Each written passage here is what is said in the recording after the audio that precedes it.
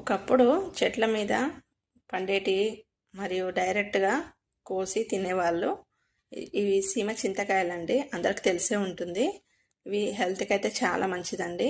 ఇప్పటి వాళ్ళకి కొంతమందికి దీని పేరు కూడా తెలియదండి. అలా ఆ టైంలో ఇలా లోపల తీస్తే ఇలా ఉంటుందండి. ఆ టైంలో ఇలాంటివన్నీ తిని హెల్తీగా ఉన్నారండి.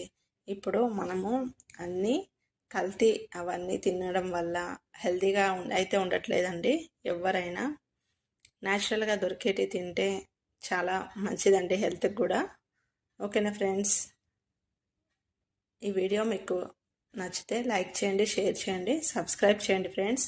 మరొక వీడియోతో మీ ముందుకైతే వస్తాను. సపోర్ట్ చేస్తున్న వాళ్ళందరికీ చాలా చాలా ధన్యవాదాలండి. ఇలాగే మీ సపోర్ట్ మాకు చాలా అవసరం అండి. Thanks for watching. Bye friends.